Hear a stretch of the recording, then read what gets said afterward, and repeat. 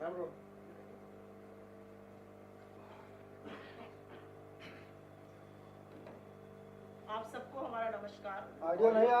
हमारा नमस्कार। मैं अपनी कोलीग साधना भारती जी के साथ आपके सामने एक बहुत महत्वपूर्ण विषय पर चर्चा करने हम आए हैं।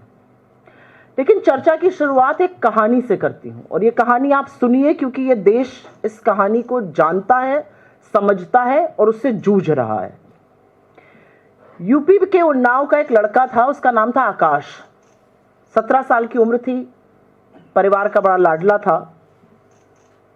उसे नशे की बड़ी बुरी लत लग गई। और नशा किस चीज का? कफ सिरप का। आसानी से पंसारी और पान की दुकान पर मिल रहा था उत्तर प्रदेश में, 40-45 रुपए में मिल जाता था। वो नशा करने लगा। पहले अपने पॉकेट मनी से करता था, फिर घर का छोटा छोटा सामान बेचना शुरू किया, फिर बहुत आदत पड़ गई तो माँ के जेवर बेच दिए। जब घर पे थोड़ा पिटाई हुई तो चेन स्नैचिंग में लग गया। लेकिन ये नशे की आदत ऐसी उस कफ सिरप की लगी थी कि छूटती ही नहीं थी। घर वालों ने इलाज की भी बड़ी कोशिश की, जगहसाई हो रही थी, परिवार तबाह हो रहा था। लेकिन क्योंकि इतनी आसानी से और इतना सस्ता नशा मिल रहा था, तो वो उस लत से बाहर नहीं आ पा रहा था। थोड़े दिनों को छोड़ देता था, फिर घर वापस आता था, गली से निकलते ही पान की दुकान पर आराम से कफ सिरप मिल जाती थी, फिर पीने लगता था। यह सिलसिला चलता रहा और फिर वो धीरे धीरे बीमार रहने लगा।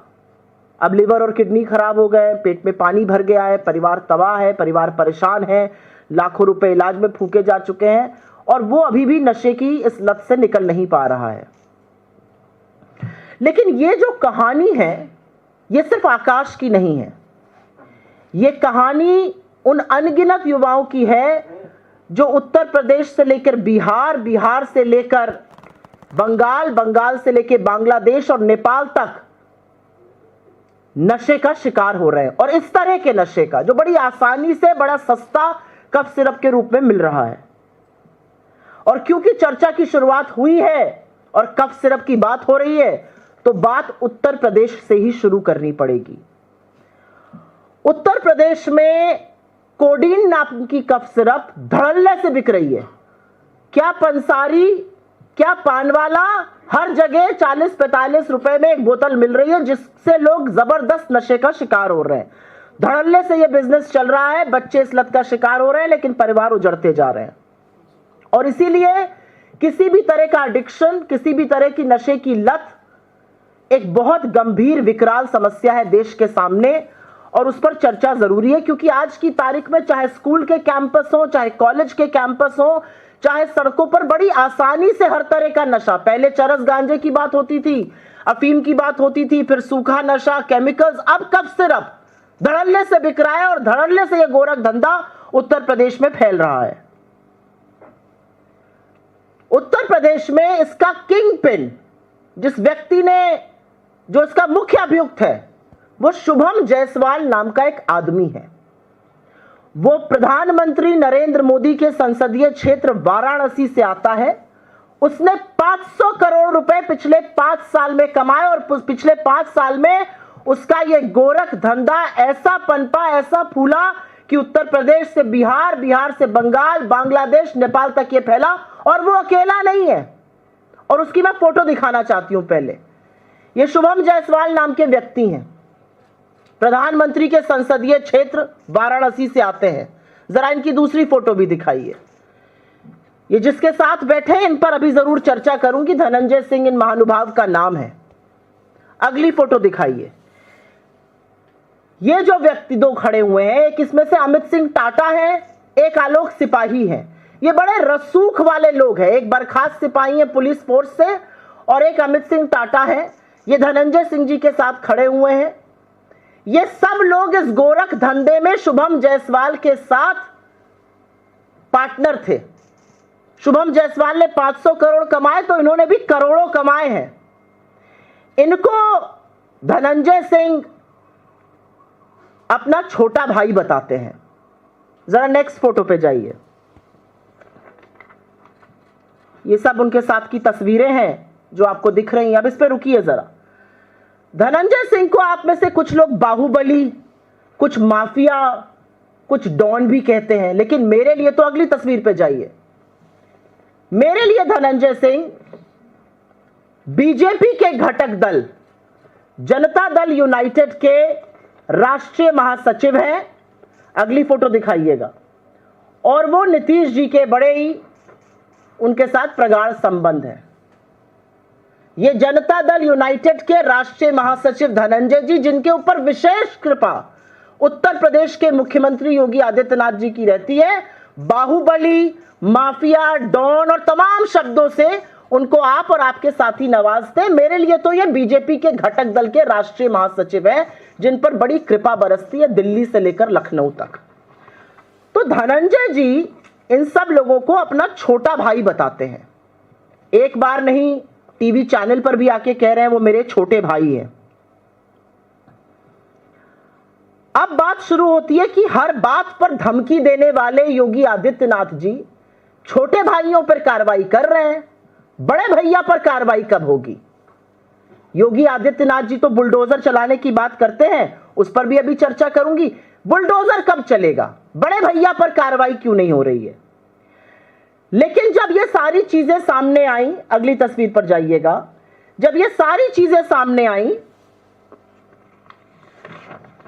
तो योगी जी सदन में खड़े होकर तस्वीर खेलने लगे, वो तस्वीरें दिखाने लगे। अब तस्वीर खेलिएगा तो बात बड़ी फैलेगी, क्योंकि ये विभोर राणा है, ये भी इस पूरे गोरख धंधे, इस पूरे स्कैम में शामिल है। तस्वीर देख लीजिए किसके साथ है। उत्तर प्रदेश के उप मुख्यमंत्री और स्वास्थ्य का जो कार्यभार संभालते हैं ब्रजेश पाठक जी के साथ। अगली तस्वीर जो है बीजेपी के राष्ट्रीय महासचिव अरुण सिंह जी के साथ है। तमाम अगली तस्वीरें हैं जो बीजेपी के तमाम नेताओं के साथ हैं। तस्वीरें दिखाते जाइए, कलई खुलती जाएगी। ये विभोर राणा जी हैं, इनकी कुछ तस्वीर योगी जी खड़े होकर सदन में दिखा रहे थे, कलई यहां खुल रही है। बीजेपी के तमाम लोगों के साथ उनकी तस्वीर है। तो तस्वीर खेलने पर आएंगे तो नीरव मोदी और मोदी जी की तस्वीर आ जाएगी। तस्वीर खेलिएगा तो मोदी जी और मेहुल चौकसी की आ जाएगी। तस्वीर मत खेलिए, लेकिन तस्वीरें कुछ बयां कर रही हैं, उसको जरूर देखिए। अब बात करते हैं, please go back to the main, thank you. अब बात करते हैं उत्तर प्रदेश में क्या हो रहा है। जब योगी जी तस्वीर खेल रहे थे तो उन्होंने एक बात और कही कि उत्तर प्रदेश में ठोक कर कार्रवाई की जाएगी, ठोस कार्रवाई की जा रही है और अभी तक कोई मौत नहीं हुई है। मतलब कितनी हैरानी की बात है कि उत्तर प्रदेश के मुख्यमंत्री, सूबे के मुख्यमंत्री को यह राहत है कि अभी तक कोई मौत नहीं हुई है। जब कोई मरेगा तभी संगीन मामला बनेगा, तभी बुलडोजर निकलेगा। किडनी खराब हो रही है, नशे के लोग शिकार हो रहे हैं, बच्चे अस्पतालों में भर्ती हो, उससे कोई मतलब नहीं, अभी तक कोई मरा नहीं है। और दूसरा, ठोक कर कार्रवाई हुई। अब इस ठोक कर कार्रवाई पर जो लीपापोती हुई, पहले उसकी बात कर लेते हैं। कुछ छोटे मोटे लोगों को गिरफ्तार कर लिया गया, कुछ ट्रक बरामद कर लिए गए, कुछ गोडाउन पर छापे पड़ गए। इसीलिए सवाल उठता है, कहां है शुभम जायसवाल? ठोक कर कार्रवाई कर रहे हैं ना, शुभम जायसवाल कहां है?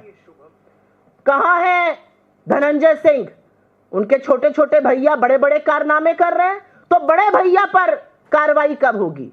और इसलिए इस मंच से और आपके माध्यम से कुछ जरूरी सवाल उठते हैं। कार्रवाई तो आप बाद में करिएगा। 5 साल से आपकी नाक के नीचे एक गोरख धंधा चल रहा था, जो जौनपुर, गाजीपुर, गाजियाबाद, कानपुर से शुरू होते होते अंतरराष्ट्रीय हो गया। आपको भनक भी नहीं लगी इसके बारे में? 5 साल में 500 करोड़ कमाने वाला शुभम जायसवाल, जब मामला सामने आया, प्रधानमंत्री के संसदीय क्षेत्र का व्यक्ति शुभम जायसवाल देश छोड़कर भाग गया या भगा दिया गया। 500 करोड़ जिस व्यक्ति ने कमाए, उस पर अब आंख में धूल झोंकने के लिए 50,000 का इनाम घोषित हुआ है। तो भागने में मदद किसने की? तीसरा सवाल, एसटीएफ इस मामले की जांच कर रही है, और यूपी एसटीएफ के तो जितने गुणगान किए जाए कम है। आप में से तो कुछ साथी जानते हैं, 9-9 किलोमीटर हवाई चप्पलों में पैदल चल के एनकाउंटर करती है यूपी एसटीएफ। तो यूपी एसटीएफ इस मामले की जांच कर रही है, लेकिन तमाम तार यूपी एसटीएफ से जुड़े हुए बताए जाते हैं। तो वो कौन सी निष्पक्ष जांच कर रही है? वो भगा रही है, वो लीपापोती कर रही है, या वो सच ढूंढ रही है? ये मुझसे बेहतर आप पूछ सकते हैं और जान सकते हैं। ये छोटे छोटे लोगों की गिरफ्तारी करके किसको बचाया जा रहा है? कौन है वो बड़ी मछलियां जिनको इसमें बचाया जा रहा है? रसूख वालों पर कार्रवाई कब होगी? धनंजय सिंह जिनको छोटा भाई बताते हैं तो बड़े भैया पर कार्रवाई कब करिएगा? भाई बात बात पर योगी जी को बुलडोजर बड़ा पसंद है, मुझे नहीं पसंद है। मुझे लगता है बुलडोजर जो है वो अदालतों पर ताला लगाने का काम करता है। लेकिन क्योंकि योगी जी को पसंद है तो योगी जी से इस मंच के माध्यम से आपसे पूछते हैं कि बुलडोजर का डीजल खत्म हो गया है या बुलडोजर का ड्राइवर भी कोडीन पीकर नशे में लुत्थ पड़ा हुआ है? कब चलेगा आपका बुलडोजर? और फिर सवाल आता है उत्तर प्रदेश के बाहर केंद्र सरकार पर। केंद्र सरकार इस पर चुप क्यों है? इतना गोरख धंधा फैल रहा है, केंद्र सरकार ने मौन क्यों धारण किया हुआ? और ये मैं बिना कारण केंद्र सरकार को इसमें नहीं घसीट रही हूं। कफ सिरप का बनना, उसकी बिक्री जितना राज्यों में होती है, राज्यों की जिम्मेदारी है, उतनी ही इसमें केंद्र सरकार का रोल है। केंद्र सरकार के दो मंत्रालय, family health and family welfare और केमिकल एंड फर्टिलाइजर मंत्रालय की इसमें बड़ी भूमिका होती है। कौन है इस देश का केमिकल और फर्टिलाइजर मंत्री? बीजेपी के राष्ट्रीय अध्यक्ष, जिनकी अब रुखसती होने वाली है, जेपी नड्डा जी। क्या आपने जेपी नड्डा जी के मुंह से एक शब्द सुना इस पूरे मामले पर? क्या बीजेपी के केंद्रीय मंत्रियों ने, केंद्रीय सांसदों ने, प्रवक्ताओं ने, बददिमाग नेताओं ने जो लपक लपक कर कैमरे पर बाइट देने के लिए आतुर रहते, क्या उन्होंने कहा कि यूपी में धनंजय सिंह और बाकी लोगों को क्यों बचाया जा रहा है? यूपी में कार्रवाई क्यों नहीं हो रही है? शुभम जायसवाल कैसे भाग गया? जिस मंत्रालय के अधीन कफ सिरप आता है वो भी मानो कफ सिरप पीकर सुप्त पड़ा हुआ है। क्यों चुप है जेपी नड्डा?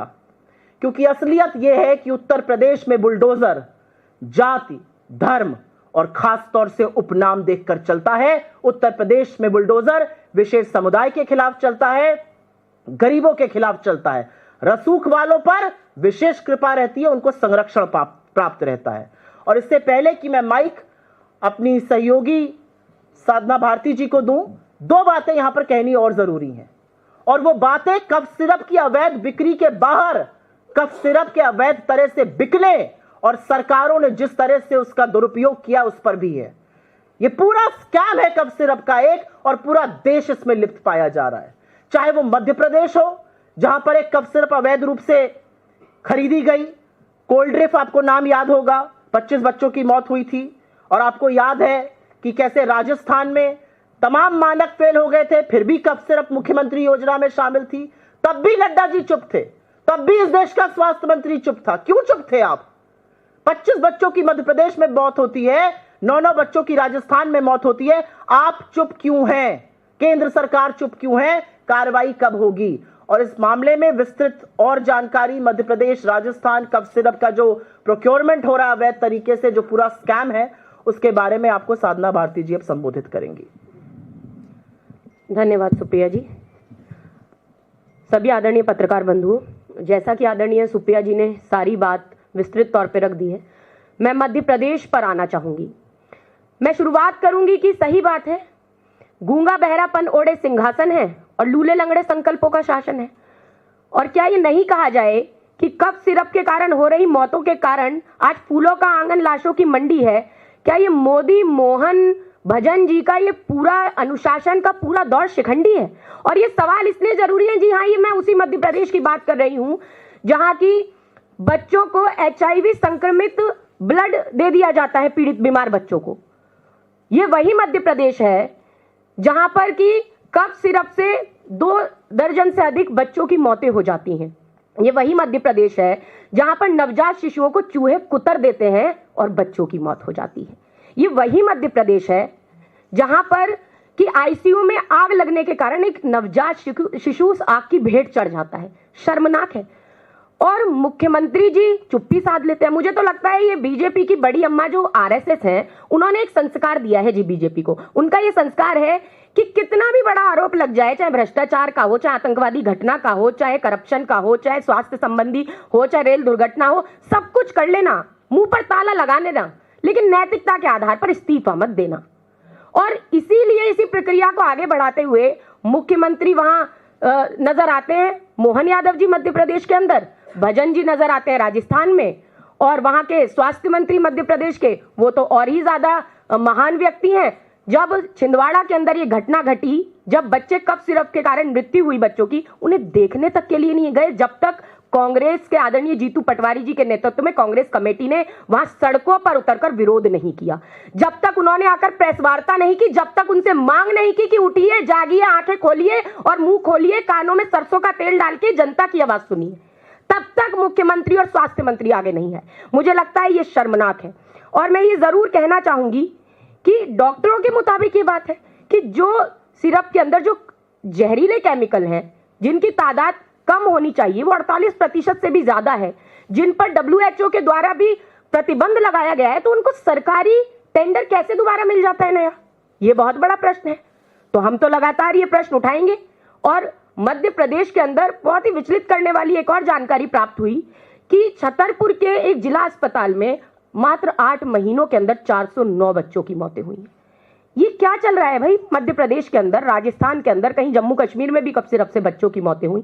तो हमारी तो एक ही मांग है कि सबसे पहले तो इस पर या तो एक सेवारत या सेवानिवृत्त कोई भी एक, जो चाहे सुप्रीम कोर्ट के जज हो, उनकी देखरेख में एक जांच कमेटी बिठाई जाए, न्यायिक आयोग के द्वारा जांच होनी चाहिए।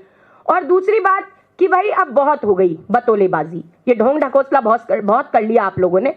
और जब स्वास्थ्य का विभाग ही जब वेंटिलेटर पर है, तो ये तो हमारी मांग है कि सबसे पहले तो देश के केंद्रीय स्वास्थ्य मंत्री को भी इस्तीफा दे देना चाहिए। सुप्रिया जी की इतनी बातें सुनने के बाद तो मुझे लगता है अब तो शर्म आ ही जानी चाहिए।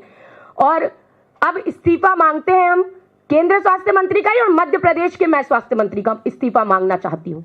आपके माध्यम से जनता तक हम पहुंचाना चाहते हैं। और इसकी जांच की भी हम मांग करते हैं कि इसकी जांच होनी चाहिए। इस तरीके की दर्दनाक, हृदय विदारक घटनाएं सामने आती हैं, उसके बाद भी इस सरकार के कान पर अगर जू नहीं रेंगता है, तो मुझे लगता है इससे शर्मनाक बात और कुछ नहीं हो सकती। और मैं मीडिया से भी एक दरख्वास्त जरूर करना चाहूंगी कि बार बार मुद्दों से ध्यान भटकाने के लिए हिंदू मुस्लिम डिबेट्स बहुत हो गई। ये मामला राजनीतिक मामला नहीं है। अगर बच्चों की मृत्यु हो रही है और कफ सिरप लेकर अगर मृत्यु हो जाती है, तो मुझे लगा ये मृत्यु नहीं है, ये गैर इरादतन हत्याएं हैं, ये सरकार की तरफ से। और इस पर कम से कम चर्चाएं कीजिए, इन मुद्दों पर चर्चाएं होनी चाहिए। जनता के मुद्दे हैं, देश में बच्चों की मौतें हो रही हैं, इससे और गंभीर मामला क्या हो सकता है? तो मेरा यही निवेदन है और इसी निवेदन के साथ मैं आपके सवालों को आमंत्रित करती हूँ। आपकी जानकारी के लिए एक यहाँ पर बात बतानी जरूरी है कि उत्तर प्रदेश का जहां तक मामला है, वहां के प्रदेश अध्यक्ष अजय राय जी ने उत्तर प्रदेश के गृह मंत्री को पत्र भी लिखा है और न्यायिक जांच की बात करी है, क्योंकि जो एजेंसी जांच कर रही है वो खुद संशय के घेरे में है। STF, उसके कुछ तार जुड़े होने की भी अटकलें लगाई जा रही हैं। और उन्होंने, उत्तर प्रदेश कांग्रेस ने लगातार इस मामले की न्यायिक जांच की बात करी है बाय सिटिंग हाई कोर्ट जज। और जैसा कि साधना जी ने कहा, जिस तरह का गोरख धंधा सिरप को लेकर राजस्थान से लेकर मध्य प्रदेश, उत्तर प्रदेश जैसी जगहों पर चल रहा है, जब तक इसकी विवेचना नहीं होगी, जब तक इसकी न्यायिक जांच नहीं होगी, सच सामने बिल्कुल नहीं आएगा। आपके सवालों का स्वागत है। अगर सवाल सुओ मोटो पर रहे तो हम लोग बहुत अनुग्रहित रहेंगे। पहले सुओ मोटो पर ले लेते हैं, फिर उसके बाद अलग वाले पूछ लेंगे। मैम, ये धनंजय सिंह पे जो कार्रवाई की मांग आप कर रही हैं योगी आदित्यनाथ से, वो तस्वीरों के बिना पे जो करीबी संबंध सामने आए हैं, उन तमाम चीजों के आधार पे जिस कार्रवाई की मैं मांग कर रही हूं, वो इसलिए कर रही हूं क्योंकि इस पूरे गोरख धंधे में कुछ चेहरे सामने आ रहे हैं। एक शुभम जायसवाल का चेहरा सामने आ रहा है, एक अमित सिंह टाटा का सामने आ रहा है, एक सामने आ रहा है आलोक सिपाही का, एक सामने आ रहा है विभोर राणा का। इनमें से एक अधिकांश लोगों के बड़े प्रगाढ़ संबंध है धनंजय सिंह जी से। और वो बार बार, एक हफ्ते पहले एक प्रोमिनेंट न्यूज चैनल को टीवी पर दिए हुए अपने इंटरव्यू में अपना छोटा भाई बता रहे हैं। तो अगर आपके इतने प्रगाढ़ संबंध है, इतने छोटे भाइयों के खिलाफ अगर कार्रवाई हो रही है, तो बड़े भैया को अछूता क्यों रखा जा रहा है? बड़े भैया से भी थोड़ी पूछताछ हो, सच और सामने आएगा। क्यों बड़ी मछलियों को बचाया जा रहा है? भाई, बड़ा शौक है ना योगी जी को बुलडोजर चलाने का, लेकिन कुछ समुदायों के खिलाफ बुलडोजर चलता ही नहीं है। उपनाम देखकर बुलडोजर चलता है उत्तर प्रदेश में। मैम, इसमें दो मुद्दे। एक तो योगी आदित्यनाथ जी ने असेंबली में कहा है कि अभी तक हम कोडीन कफ सिरप से रिलेटेड कुछ डेथ्स का कोरिलेशन नहीं मिला है, उस पे आप क्या कहेंगी? और दूसरा कि बीजेपी के मंत्री अखिलेश यादव की फोटो आरोपियों के साथ नजर आई है, तो उसमें कह रहे हैं कि अखिलेश यादव जो है इस पूरे मसले पर खामोशी साधे हुए, उनको जवाब देना चाहिए। अब जैसा कि मैंने पहले कहा था कि अगर तस्वीर खेलिएगा तो बड़ी सारी तस्वीरें आपके साथ भी सामने आ जाएंगी। ये विभोर राणा है, अभी हिरासत में है। क्या कर रहे थे ब्रिजेश पाठक जी के साथ मुझे नहीं पता, वो क्या कर रहे थे अरुण सिंह जी के साथ मुझे नहीं पता। तमाम नेताओं के साथ तस्वीरें हैं। अब ऐसे तो कहने को हो जाएगा कि नीरव मोदी ने भागने से पहले मोदी जी के साथ कैसे तस्वीर खिंचा ली। तस्वीर मत खेलिए। और एक सूबे के मुख्यमंत्री का खड़े होकर सदन में कहना कि अभी तक इससे कोई मौत नहीं हुई है, ये कितना शर्मनाक है। मतलब आप इंतजार कर रहे हैं कि पहले कोई मर जाए, फिर इसकी संगीनता, फिर इसकी गंभीरता बढ़ेगी। जिस तरह से ये नशे की लत फैल रही है, जिस तरह से बच्चों की किडनियां खराब हो रही हैं, जिस तरह से युवाओं का भविष्य चौपट हो रहा है, बड़े बड़े परिवार तबाह हुए जा रहे हैं, उससे कोई लेना देना नहीं है। ये गोरख धंधा आपकी नाक के नीचे 5 साल तक पनपता रहा। आपको 5 साल बाद 2 ट्रक मिले हैं, आपको 5 साल बाद 2 गोडाउन मिले हैं, आपको 5 साल बाद ये याद आया कि इस पर कार्रवाई होगी, और 5 साल बाद मुख्य अभियुक्त देश छोड़कर भाग गया आपकी नाक के नीचे। ये तो बड़ा कन्वीनियंट है। जब मुख्य अभियुक्त भाग जाता है तो वो भागता नहीं है, उसको भगा दिया जाता है। जैसे नीरव मोदी, मेहुल चोकसी भागे नहीं थे, उनको भगाया गया था। तो आज सवाल यह है कि शुभम जायसवाल को किसने भगाया? प्रधानमंत्री के संसदीय क्षेत्र का एक व्यक्ति जो पूरे गोरख धंधे का किंगपिन है, वो धता बताकर भाग गया 500 करोड़ कमाकर। आप 50,000 रुपए का इनाम घोषित कर रहे हैं। मतलब लीपा पोती भी तो ऐसी करिए कि देखकर शर्म ना आए। जी सुप्रिया जी, 2 सवाल है मेरे। पहला सवाल तो ये है कि उत्तर प्रदेश सरकार के पूर्व मंत्री कुलदीप सेंगर को जमानत मिल गई है और हाई कोर्ट से। दूसरा सवाल मेरा ये है कि मुंबई में मनसे और शिवसेना उद्धव ठाकरे ने गठबंधन का ऐलान कर दिया है। कांग्रेस आखिर क्यों नहीं साथ लड़ रही है? क्या माना जाए कि महागठबंधन में फूट पड़ गई है? आपके पहले सवाल का जवाब देते वक्त मैं ये जरूर कहना चाहूंगी कि इस सवाल का जवाब मैं सिर्फ एक कांग्रेस की राष्ट्रीय प्रवक्ता या एक पदाधिकारी के रूप में नहीं, मुझे लगता है साधना जी और हम दोनों ही अग्री करेंगे कि एक महिला के रूप में मैं देना चाहूंगी। मैं उस पीड़िता से मिली हूं, मैं उसके परिवार से मिली हूं, उसके साथ वक्त बिताया है। मुझे पता है कि क्या मंजर उन्होंने देखा है। मुझे पता है कि कितना भयावह बलात्कार हुआ और किस तरह से परिवार के एक नहीं 2-2 सदस्यों की हत्या की गई। जो व्यक्ति हत्या और बलात्कार का दोषी पाया गया, जब वो रिहा होता है और जब वो जेल से निकलता है महज 6 साल में, जिसको उम्र कैद की सजा थी, सभ्य समाज का सिर झुक जाना चाहिए। और उसके खिलाफ इस हाड़ कांपती ठंड में जब वो बेटी और उसकी मां इंडिया गेट पर बैठकर अकेले प्रदर्शन करते हैं और जिस बर्बरता से दिल्ली पुलिस उसको वहां से घसीटती है, मुझे लगता है केंद्र सरकार को, दिल्ली पुलिस को, अमित शाह को, नरेंद्र मोदी को इस बात का जवाब देना चाहिए। मैं बिल्कुल नहीं भूली हूं कि कुलदीप सिंह सेंगर के खिलाफ उत्तर प्रदेश की सरकार ने तब तक कार्रवाई नहीं करी थी जब तक कोर्ट ने आदेश जारी नहीं किया था। जब इलाहाबाद हाई कोर्ट का निर्देश आया था तब उनके खिलाफ कार्रवाई की गई थी, एफआईआर की गई थी, अन्यथा उनको बचाने का प्रयास किया जाता रहा। असलियत यह है कि जब उनको टिकट नहीं दिया गया तो टिकट उनके परिवार को दिया गया, जब आक्रोश मचा तब टिकट वापस लिया गया। असलियत यह है कि कुलदीप सिंह सेंगर आरोपी नहीं दोषी हैं। जिस व्यक्ति को उम्र कैद की सजा मिली थी वो 6 साल में निकल रहा है और एक्टिविस्ट और तमाम लोग 5 साल से, कोई कितने महीनों से जेल में पड़े हुए हैं। मुझे लगता है कि इस मंच से एक महिला होने के नाते, इस देश की एक नागरिक होने के नाते, मैं जरूर कोर्ट से अपील करूंगी कि इस मामले का स्वतः संज्ञान लें। क्या यह देश लड़कियों के लिए नहीं है? क्या लड़कियां इस देश में सुरक्षित नहीं रह सकती हैं? क्या लड़कियों के लिए न्याय नहीं है? हम कब तक लड़कियों की इज्जत, उनके सम्मान को लूटने वालों के साथ इस तरह की जगहसाई होने देंगे? साधना जी, अगर आप इस पर कुछ बोलना चाहिए तो जरूर बोलिए और उसके बाद मैं आपके दूसरे सवाल का जवाब दूंगी। जी, आदरणीय सुप्रिया जी ने पूरी बात कह दी और बिल्कुल राष्ट्रीय प्रवक्ता होने के नाते नहीं, एक महिला होने के नाते दिल दुखता है, क्योंकि भाजपा का पूरा तंत्र इन्हीं कामों में लगा रहता है। और भाजपा तो एक, मुझे लगता है, एक ऐसी पार्टी बन गई है, चाहे वो बलात्कारी कुलदीप सिंह सेंगर हो, रामदुलार गोंडा हो और क्या प्रज्वल रेवन्ना हो, ऐसे नेताओं को देने का काम इन्होंने किया है। तो मुझे लगता है कि इस तरीके का, और जब ऐसी बात सामने आती है तो क्या बीतती होगी उस परिवार पे, क्या बीतती होगी उस पीड़िता पर, जिसने एक लंबी लड़ाई लड़ी, साथ में अपने परिवार के सदस्यों को खोया। तो बिल्कुल स्वतः संज्ञान इसका लिया जाना चाहिए और ऐसे लोगों का बाहर आना मुझे लगता है बहुत ही ज्यादा दुर्भाग्यपूर्ण है। और आपका जो दूसरा सवाल था, कांग्रेस पार्टी किसके साथ मिलकर कैसे चुनाव लड़ेगी, ये हमारी लोकल लीडरशिप और हमारा शीर्ष नेतृत्व तय करता है। कोई किसी के साथ कैसे समझौता कर रहा है, ना हम उस पर टिप्पणी करना चाहते हैं, ना हमारी उस पर कोई राय है। यह स्वतंत्र देश है, जितनी स्वतंत्रता चुनाव लड़ने की है उतनी स्वतंत्रता गठबंधन करने की है। मेरा अपना मानना है कि हम देश काल परिस्थिति देखकर चुनाव लड़ना, कैसे लड़ना है, गठबंधन में लड़ना है नहीं लड़ना तय करते हैं, और वो एक पार्टी को इसकी छूट होनी चाहिए, इस पर कोई सवाल भी नहीं उठना चाहिए। तमाम ऐसे चुनाव हैं जो बीजेपी और उनके घटक दल लोकल रूप से अलग अलग लड़ते हैं, राष्ट्रीय लेवल पर एक साथ रहते हैं। जी Ma'am, I want that answer in English as well. As far as the Sengar suspension of sentence is concerned, the court has also said that this doesn't come under aggressive sexual assault and under the POCSO Act.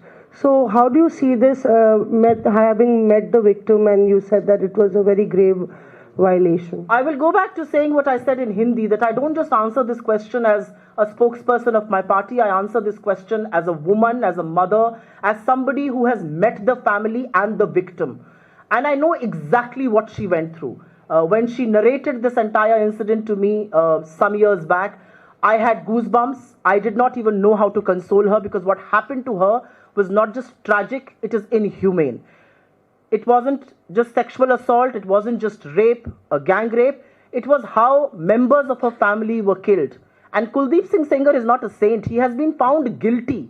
He is not somebody who faces charges. He's been found guilty of rape and murder. The reality is that he was facing a life term.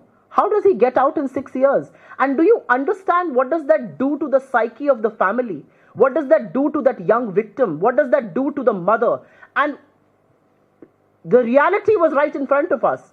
This man is going to be released. He is going to live under a free he's going to live freely.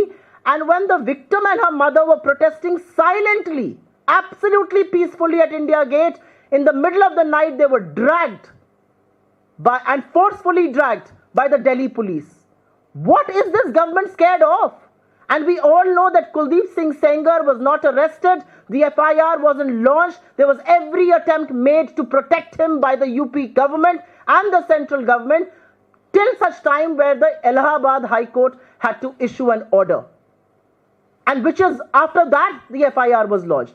You put a man out like him, do you understand what does that do? Do you know how influential he is? You from UP, I'm from UP, I know exactly what does that do to the psyche. Until what time will we keep telling our girls, it's all right? It is not all right. Enough is actually enough. Here is a man who's been found guilty. You set him free. What precedent are you setting?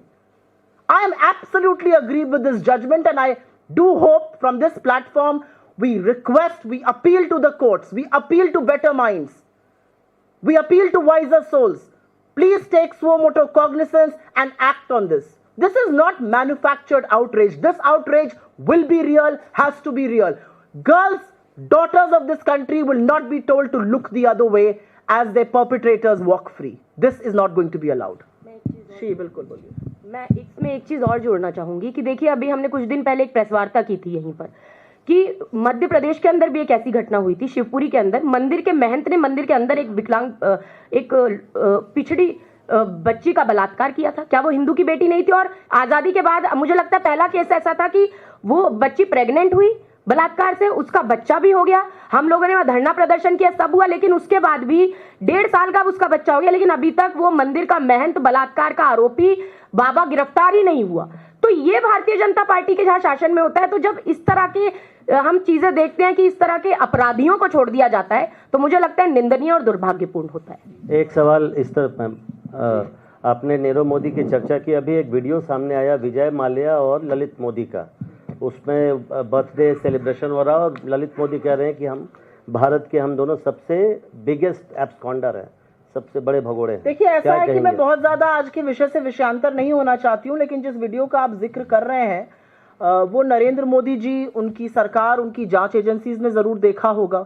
तो इसका बेहतर जवाब वो दे सकते हैं कि आपकी नाक के नीचे देश को चूना लगाकर करदाताओं का पैसा चोरी कर कर लोग देश छोड़कर भाग जाते हैं, और उन भगोड़ों को आप वापस नहीं ला पाते। 2-4 सुर्खियां यहां चलाते हैं, 2-4 बातें चलाई जाती हैं, टीवी डिबेट देखो तो बस कुछ ही घंटों में सब लोग वापस आने वाले होते हैं। अभी तक कोई वापस नहीं आया, 11 साल बीत चुके हैं, आपकी नाक के नीचे से आपको धता बताकर लोग भागे। वो जो वीडियो है वो तो सेंट्रल गवर्नमेंट पर, मोदी जी पर और उनकी जांच एजेंसियों पर एक करारा तमाचा है। बहुत धन्यवाद। बीजेपी की सांसद है नवनीत राणा, उन्होंने पूर्व सांसद हैं, उन्होंने कहा उनकी कि बेवकूफी की बातों का मैं इस मंच से जवाब देकर उसको वो बिल्कुल भी वेंडिकेट नहीं करना चाहूंगी। अब आप लोग इसको बाद में ले लीजिएगा, विषयांतर बहुत हो जाएगा। बहुत बहुत धन्यवाद आप लोगों का। आप लोग इस मामले को जरूर कवर करिएगा क्योंकि ये हमारे युवाओं के भविष्य से संबंधित मामला है और इस पर जरूर चर्चा होनी चाहिए। On what?